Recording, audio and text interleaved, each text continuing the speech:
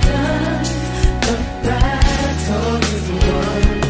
What you need is accomplished. What you need is accomplished. What you need is accomplished.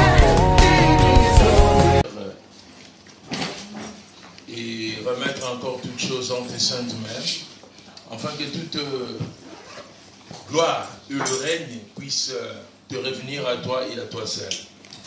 On était dormis comme des mourants, et ce matin, comme dit ta parole, tu renouvelles le souffle de vie sur ceux à qui toi tu mets ta confiance.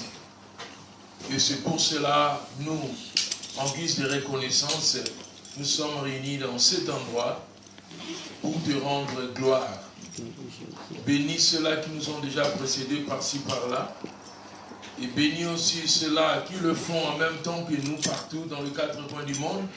Et ceux qui le feront aussi après. Tu es Dieu, Seigneur. Tu es roi. Et toi, tu ne mets pas tes enfants ensemble pour rien. Et si tu réunis tes enfants, tu as toujours quelque chose à leur donner. Ensuite, dit ta parole qu'il est bien agréable les enfants de Dieu demeurent ensemble. Et c'est par là que leur Dieu envoie sa bénédiction. Lorsque ta bénédiction puisse nous saisir en ce moment-ci, au nom de ton Fils Jésus. Amen. Amen, amen. Nous bénissons encore le Seigneur notre Dieu de ce qu'il a déjà fait. Bon, on a été hier dans notre convention de mamans. Que Dieu bénisse abondamment nos mamans. Et si nous parlons de maman, nous parlons aussi de papa. Amen. Donc, maman est la source de vie pour papa et pour aussi maman. Alors que Dieu vraiment bénisse le travail dont vous avez fait. Et n'oublions pas que la Bible dit, si nous faisons ce qu'il fallait, nous allons nous appeler de serviteurs inutiles. Et c'est en cela que nous n'avons encore rien fait.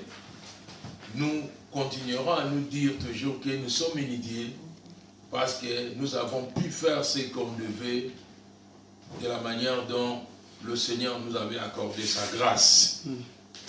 Aujourd'hui, nous avons un petit thème dont nous allons développer. Nous n'allons pas prendre beaucoup de temps. Et ce petit thème s'intitule « La droiture dans le Seigneur ». Vous allez connecter là-bas, monsieur. La droiture dans le Seigneur.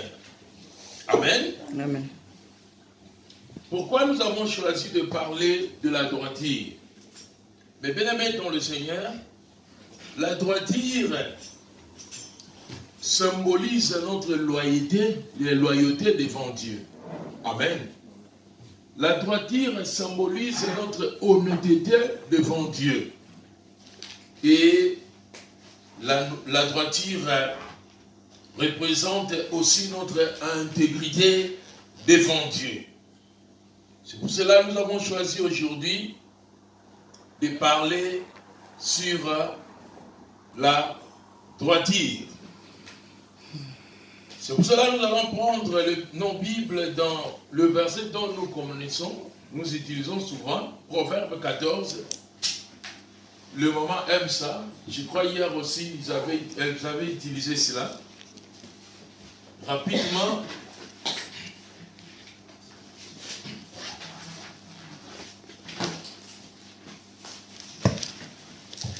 Je vous ai dit d'aller là-bas chez le monsieur. Non.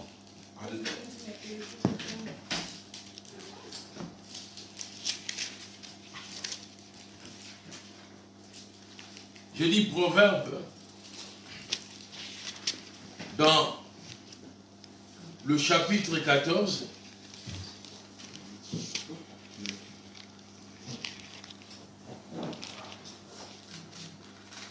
Le verset 2 et le verset 3. Nous lisons au nom de notre Seigneur Jésus-Christ. Proverbe, dans son chapitre 14e,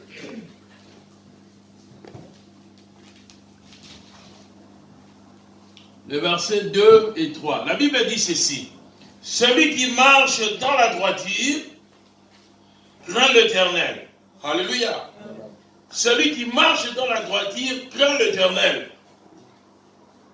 Mais celui qui emprunte des voies tortueuses le méprise. Alléluia. Amen. Yes.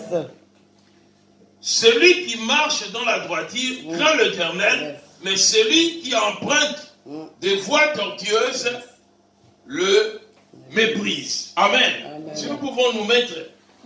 Ici, la Bible est en train de symboliser que Dieu aime que nous puissions marcher dans la droiture. Amen. Amen. Pourquoi? C'est tout simplement, la Bible dit, c'est cela qui symbolise que nous avons la crainte de notre Dieu. Celui qui n'emploie pas la droiture dans sa marche chrétienne, la personne fait le contraire de la volonté de Dieu. Alors, en lisant ces deux versets de la Bible est en train de nous interpeller. Le troisième, écoutez, troisième verset, pas le verset 3 plutôt, parce que nous avions lu le verset 2, j'ai dit 2 et 3. La bouche du fou émet des paroles orgueilleuses, tandis que le lèvre de sage les en préserve. Amen. Amen. Donc, d'une manière ou d'une autre, la Bible qualifie la personne qui marche contrairement à la droiture de Dieu pour un fou. Alléluia. Amen. Et celui qui marche dans la droiture est préservé. Sa bouche est préservée. Pourquoi? Parce qu'en lui, il raisonne de la manière dont nous avions dit de son honnêteté devant Dieu et de sa loyauté devant Dieu. Pourquoi Dieu veut que ses enfants ou ses serviteurs puissent marcher dans sa droiture? Parce que la droiture fait que nous puissions préserver notre nature de sainteté. Amen. Amen. N'oubliez pas que la Bible dit que notre Dieu est saint et ceux qui s'approchent de lui doivent se sanctifier. L'homme seul pour se sanctifier est très difficile. L'homme en lui seul, il lui est difficile de se sanctifier. Ce qui peut faire que l'homme soit sanctifié, c'est la personne du Saint-Esprit que Dieu nous accorde. Et le Saint-Esprit est là pour nous préserver, afin que nous soyons utiles devant la présence de notre Dieu. Alors, nous disons que la droiture, ce n'est pas quelque chose dont une personne humaine pouvait le forcer de sa nature. Ça ne peut jamais se faire. Parce que les gens qui ont forcé d'être droits devant le Seigneur n'ont pas pu. Et c'est ainsi que Jésus, dans Jean 16, disait, il est de votre avantage que moi je puisse m'en aller. Parce que si je vous laisse comme ça, il vous sera difficile. Il vous sera difficile de marcher dans la droiture, de plaire à Dieu. Personne ne peut par ses propres grains plaire à notre Dieu. Non. Donc, Dieu a utilisé le moyen dont nous puissions lui plaire. Et ce moyen est parvenu par le Seigneur Jésus-Christ. Le Seigneur nous a sauvés. Amen. La Bible dit dans Psaume 34, 23, le Seigneur sauve la vie de ce serviteur. Il n'y a pas de condamnation pour ceux qui ont secours à lui. Ceux qui ont demandé secours à lui. Je dis Psaume 34, le verset 23. Le Seigneur sauve ses serviteurs. Par quel moyen le Seigneur sauve ses serviteurs? C'est en les préservant au moyen de son esprit, afin que ses serviteurs puissent demeurer dans sa droiture. Amen, amen, amen. Amen, amen, amen. Amen. Donc, le salut nous apporte le moyen à laquelle nous devons être droits devant notre Dieu, afin de permettre la gloire de Dieu de se manifester en nous. Alors, la Bible dit, dans notre premier verset, nous avions lu que dans Proverbe 14, 2, 3, nous avions vu que le Seigneur nous appelle à être droits. Mais beaucoup de gens ignorent que ce qui fait que nous puissions être agréables devant Dieu, c'est en rapport à notre droiture vis-à-vis de notre Dieu. Or, le moyen d'être droit, comme je vous ai dit, ne vient pas de nous, ne vient pas de notre force, mais cela vient de l'esprit dont Dieu nous accorde lorsque nous sommes sauvés. C'est pour cela que la Bible continue à nous dire dans Psaume 34, 23, le Seigneur sauve la vie de ses serviteurs. Ces serviteurs, ce sont ceux-là qui se sont donnés, qui se laissent guider par l'Esprit de Dieu, afin qu'ils soient dans la droiture de Dieu pour plaire à Dieu. Et c'est pour cela, pour être un serviteur fort dans le Seigneur, il faut que nous puissions marcher dans la droiture. Alléluia. Amen. Pourquoi la droiture va faire que tout ce que nous allons produire puisse permettre la joie de notre Dieu et que la joie de l'Éternel nous accorde la force pour vaincre tout ce que nous vivons dans ce monde. Jésus a dit, c'est un moyen de notre salut que nous puissions nous procurer de la droiture de notre Seigneur. Alléluia. Pourquoi? Parce que le Seigneur n'aime pas de paresseux. Dans le Seigneur, nous ne sommes pas appelés à être paresseux. Mais le Seigneur nous appelle à être actifs. Alléluia. Donc, nous sommes appelés, nous sommes sauvés, et Dieu nous accorde son esprit pour que nous soyons actifs et non paresseux. Celui que l'esprit lui rappelle que tu es un enfant de Dieu, tu es sauvé, le Saint-Esprit lui accorde les atouts qu'il faut pour qu'il puisse plaire à Dieu, ne va jamais croiser ses bras. C'est pour cela que Paul avait dit et prodigué des conseils à Timothée que l'occasion soit favorable ou pas, tu dois être actif. Amen. Amen. L'occasion soit favorable ou pas, tu es appelé à être actif. Lisons la parole de Dieu dans Romains 12, le verset 11. Si quelqu'un peut lire rapidement, Romains 12, le verset 11 nous dit quoi? Romains 12, 11. Oui. Et lui le déclare, ayez du zèle et non de la paresse. Soyez fervents d'esprit, servez le Seigneur. Alléluia. Amen. Celui qui a l'autre version peut nous lire ça, ou bien je vais prendre ma version. Ma version dit ceci: soyez actifs et non paresseux. Servez le Seigneur avec un cœur plein d'ardeur. Alléluia. Soyons actifs et non des paresseux. On ne peut pas dire que j'ai reçu le Seigneur et puis croiser mes bras. On ne peut pas dire j'ai le Seigneur et c'est tout. Je m'assois et je regarde les autres faire. Non, mes bien-aimés, nous devons être actifs. La Bible dit nous sommes sauvés, nous devons aussi témoigner de notre salut afin que nous puissions gagner d'autres âmes. Alléluia. Alléluia. Alléluia. Donc nous ne devons pas croiser les bras. Écoutez-moi bien, mes bien-aimés dans le Seigneur. Vous savez, dans le Seigneur, les enfants de Dieu font traîner les histoires plus que les païens. Les païens ont la facilité de se réunir et décider de quelque chose. Mais les enfants de Dieu, il est difficile.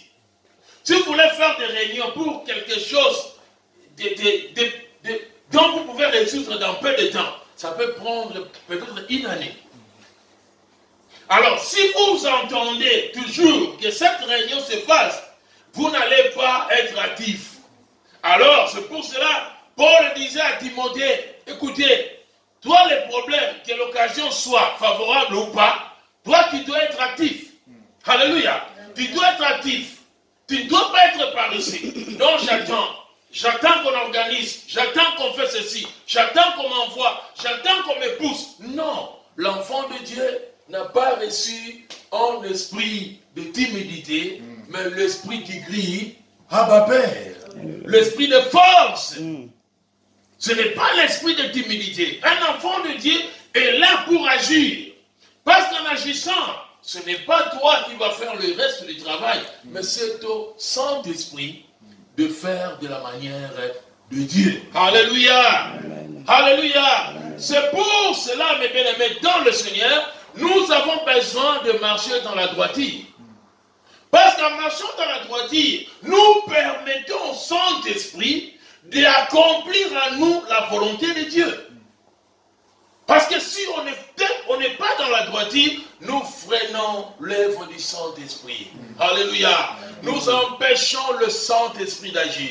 Et c'est pour cela Paul disait, n'étouffez jamais le Saint-Esprit qui est en toi.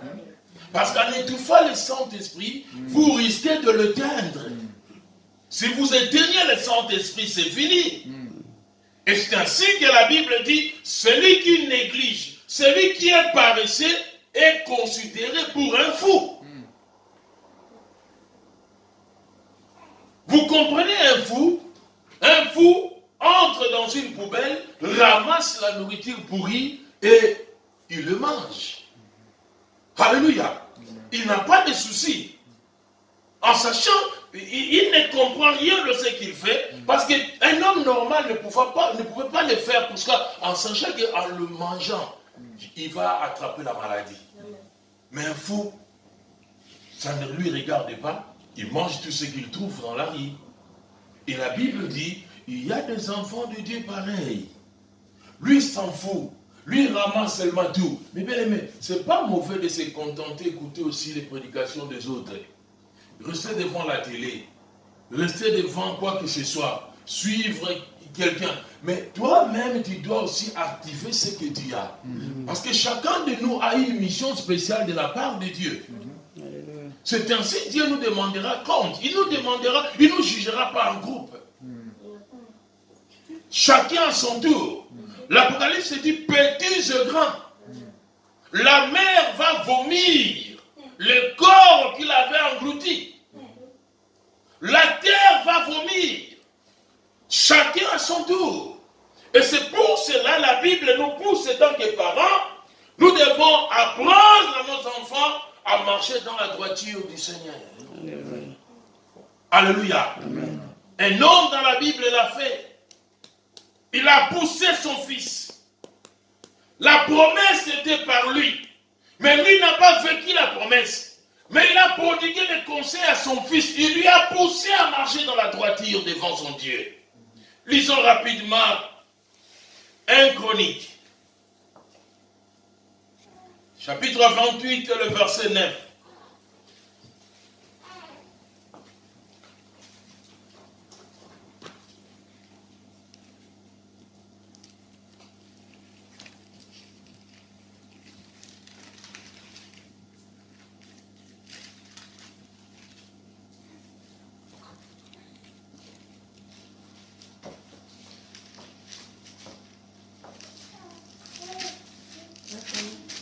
Oui, le chapitre 28 au verset 9e.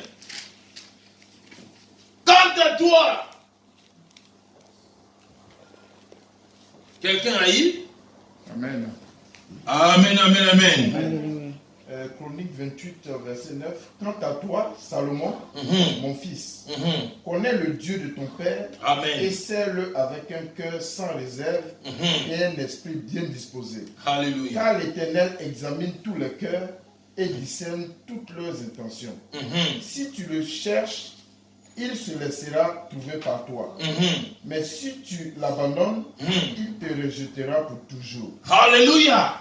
Écoutez-moi bien. Si tu le cherches, il se laissera. Mais si tu l'abandonnes, il va faire quoi? Il te rejettera pour toujours. Écoutez bien, mes bien-aimés dans le Seigneur. La Bible dit pour toujours. Là, la Bible fait mention pour toujours. Et David est en train de prodiguer conseil à Salomon de cette manière. Pourquoi? Parce que David est un humain. Il ne connaît pas ce que Dieu peut décider après. Il ne doit pas dire à Salomon, écouter, si tu fais des erreurs ou tu le rejettes, Dieu peut peut-être. Non, il connaît la sévérité de Dieu. Dieu peut faire grâce à qui il veut, selon lui. Mais ce n'est pas à nous d'orienter la grâce de Dieu. C'est ainsi, David ne pouvait pas dire à Salomon, peut-être Dieu aura pitié de toi. Parce qu'il ne sait pas la décision de Dieu. Il va lui dire par rapport à la sévérité de Dieu, écoutez, Dieu te rejettera pour toujours. Et si Dieu lui fera grâce après, par les erreurs qu'il va faire, ça regarde Dieu. Ça ne regarde pas David. David et moi et toi, comme David, nous devons seulement leur inculquer la sévérité de Dieu. Dieu est amour. Et nous devons chercher à entrer dans l'amour de Dieu. Et si nous rejetons cet amour, Dieu nous rejettera aussi pour toujours. On ne sait pas s'il va faire grâce à qui il veut, mais par ce principe, il rejettera celui qui lui a tourné le dos. Et c'est ce que nous devons faire. Apprendre à nos enfants à marcher dans la droiture de Dieu. Alléluia. Si David, qui est appelé l'homme selon le cœur de Dieu, pouvait dire ainsi à son fils, à combien plus forte raison moi et toi. Amen. Amen. Si David, qui a combattu en faveur de Dieu, qui a vaincu des combats, qui a guidé, dirigé les enfants d'Israël de la façon peut-être moi et toi nous ne le ferons jamais, pouvait dire ainsi à son fils, à combien plus forte raison moi et toi. Et c'est ainsi, mes bien-aimés dans le Seigneur, si nous marchons dans la droiture de Dieu, nous aurons aussi à prodiguer des conseils ou léguer à nos enfants, à notre progéniture, ce que nous sommes. David dit, le Dieu dont je servis. Quel est le Dieu dont nous servons? David n'avait pas dit, le Dieu casseur, mes frères. Casseur, mon pasteur, que sert celui-là. Il dit le Dieu dont moi je servis. Tu dois aussi le servir. Alléluia. Parce qu'il était certain qu'il servait un vrai Dieu. Mais bien aimés dans le Seigneur, il faut que nous soyons sûrs et certains que nous servons le vrai Dieu. Et si nous connaissons le Dieu dont nous servons, et nous avons la conviction qu'il est le vrai, et nous marchons dans sa droiture, nous n'aurons pas à laisser nos enfants traîner dans le mal. Nous aurons à leur conseiller à servir le même Dieu dont nous servons. Alléluia. Alléluia. La droiture qui peut faire que nous puissions faire cela. Celui qui n'est pas droit avec le Seigneur n'aura pas le sens de laisser quand même un bon message de la droiture à sa progéniture. Non, parce que lui-même ne tient pas compte de cela. Et c'est ça l'héritage dont nous disons, nous sommes héritiers, co-héritiers avec Christ. Christ nous a laissé cette droiture. Nous aussi, nous aurons à laisser cela à notre progéniture. Et quelqu'un qui ne comprend pas cela, il lui est difficile de le faire. David comprenait. Il donne conseil à son fils. Il dit, pour quant à toi, écoutez, quant à toi, les autres peuvent le faire. Mais quant à toi, un enfant de Dieu, tu ne le peux pas. Et ils peuvent s'en foutre, mais pas toi. Toi, tu es différent. Tu es spécial devant Dieu. Tu n'es pas n'importe qui. Il ne faut pas se laisser faire. Tu es très important devant Dieu. Tu as de la valeur. Écoutez mes bien-aimés dans le Seigneur. Si Dieu nous parvient à nous ouvrir les yeux et nous faire voir combien il considère ceux-là qui s'accrochent à lui, ceux-là qui marchent dans sa droiture, mes bien-aimés, on ne saura pas ce que nous sommes aujourd'hui. Mais parce que l'homme comprend, la façon de l'homme de comprendre est trop lent. Est trop lent, pourquoi? Parce que l'homme vise ce qu'il voit. L'homme regarde plus ce que les yeux voient. Mais Dieu nous dit, ce n'est pas cela qui compte. Mais c'est ton intérieur, ta façon de vivre avec Dieu, ta relation personnelle avec Dieu. C'est ce qui est très important. Celui qui a une bonne relation avec Dieu, qui marche dans la droiture de Dieu, produira toujours de bons fruits. Et c'est au travers nos fruits que Dieu nous regarde. Amen. Quels sont les fruits dont nous portons? Et ces fruits-là qui vont pousser que les autres puissent regarder. Oh, ces fruits sont mûris. Ah, moi je veux m'approcher pour cueillir. Et c'est dans cela que nous aurons à l'air gagner. Mais si nous ne produisons pas des fruits qui vont pousser les autres à regarder pour cueillir, et comment est-ce que nous allons nous dire que nous sommes enfants de Dieu?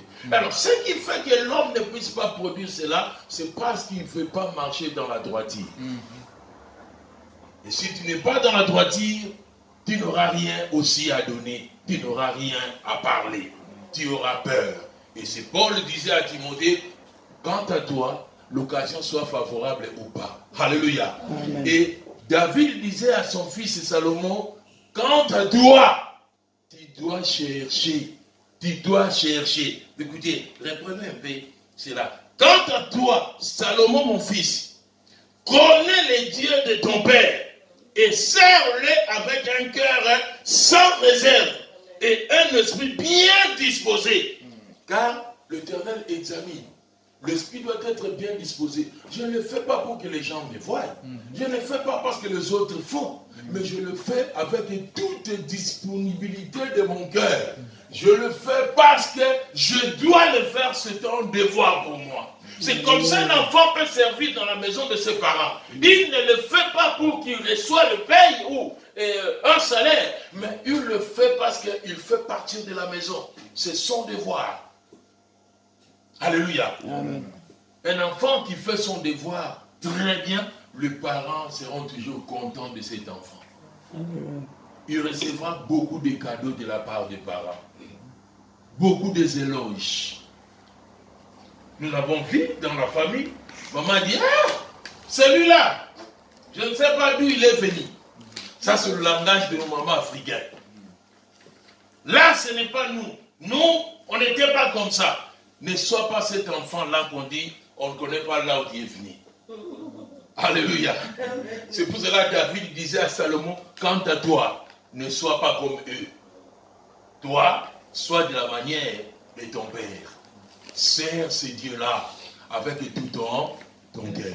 Alléluia. Amen. Alléluia. Amen. Mes bien-aimés, en marchant dans la droiture, c'est pour que nous puissions plaire à notre Dieu.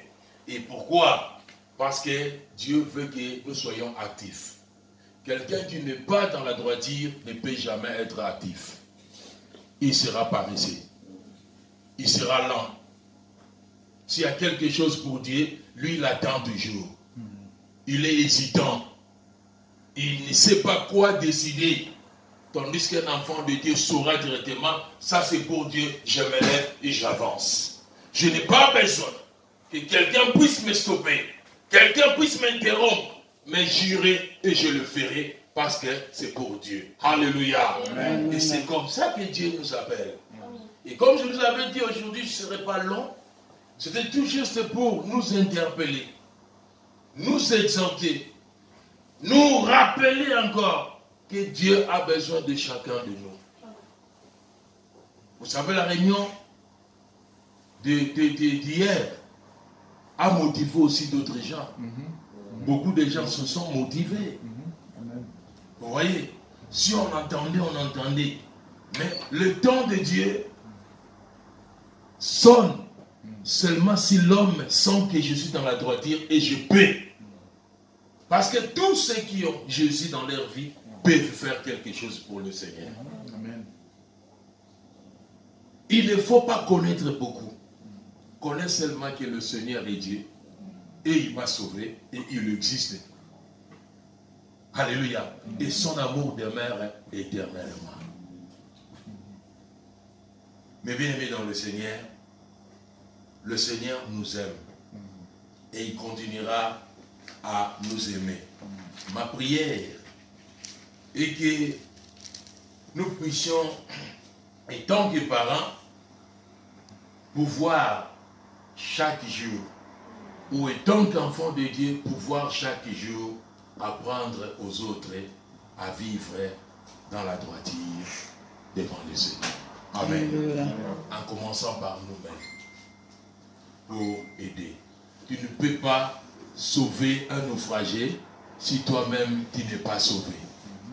Sinon, vous allez vous noyer, vous deux. Amen. Il est très important que nous puissions nous organiser, réorganiser nous-mêmes spirituellement, lire beaucoup la parole de Dieu, prier aussi beaucoup et exhorter ou enseigner ou prêcher ou assister ou rendre visite aux autres. Amen. Pour les amener à comprendre la volonté de Dieu telle que moi et toi nous comprenons. Aujourd'hui c'est dimanche. Si vous allez dans des maisons, vous verrez beaucoup de gens sont là inutilement. Ils sont en train de rien faire. Or, et tous, si vous leur demandez, ils diront, nous sommes aussi enfants de Dieu. Nous sommes créés par Dieu. Or, Dieu a dit, honorons les jours de l'Éternel. Ils oublient que ce Dieu doit être honoré et respecté. On ne va pas seulement se dire enfant de Dieu, serviteur de Dieu, mais il faut respecter ce Dieu et l'honorer aussi. La Bible dit, nous avons le devoir de lui respecter et l'honorer. Marchons dans la droiture et cela permettra que nous serons actifs et notre Dieu sera dans la joie et la joie de l'Éternel sera notre force. Que mon Dieu puisse nous bénir abondamment.